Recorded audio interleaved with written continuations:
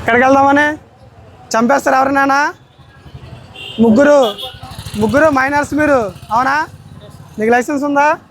నీకు లైసెన్స్ లేదు బాబు, నీకు సంబంధం లేదు అసలు. ముగ్గురు వెళ్తున్నారు మైనర్స్, లైసెన్స్ లేదు.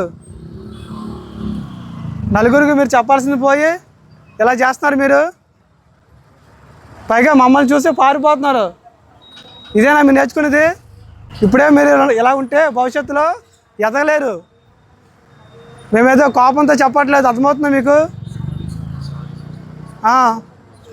దయచేసి అర్థం చేసుకోండి. దేనికోసం ఇది? మీకోసమే కదా. మరి అర్థం చేసుకోకపోతే ఎలాగా? పైగా హెల్మెట్ లేదు, మైనర్వి, లైసెన్స్ కూడా నీకు లేదు. ముగ్గురు వేసుకొని వెళ్ళిపోతున్నావు. ట్రాఫిక్ రూల్స్ ఏంటి అసలు?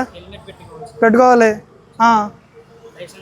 లైసెన్స్ ఉండాలి, బండికి ఇద్దరే ఉండాలి, ఇద్దరికి హెల్మెట్ ఉండాలి. మరి ఇన్ని లైసెన్స్ కంపల్సరీ. మరి ఇన్ని ట్రాఫిక్ రూల్స్ తెలిసి కూడా మీరు ఎందుకు పాటించట్లేదు? మీరు వెనకాల కూర్చున్నారు కదా, ఇతను డ్రైవింగ్ చేస్తున్నాను, ఇద్దరు చెప్పాలా లేదా? ఏమని చెప్పాలి? గట్టిగా ఇద్దరే వెళ్ళాలి. మరి చెప్పండి అతనికి. మనం ముగ్గురు ఉన్నాము, ఏం చేయాలి?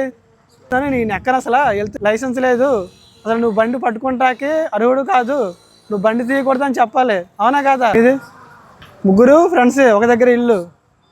సరే, ఇప్పుడు మీరు ఇంటికి వెళ్ళి మీ పేరెంట్స్ని తీసుకురండి స్టేషన్కి. ఎక్కడ? గుణదల పోలీస్ స్టేషన్ తీసుకురండి. తీసుకొచ్చి నా దగ్గర తీసుకొస్తే నేను మాట్లాడతాను అసలు మైనర్స్కి బండి ఎలాగ ఇచ్చారు అని. ఓకేనా బాబు? పేరెంట్స్ని తీసుకురండి, తర్వాత మాట్లాడదాం. వెళ్ళండి.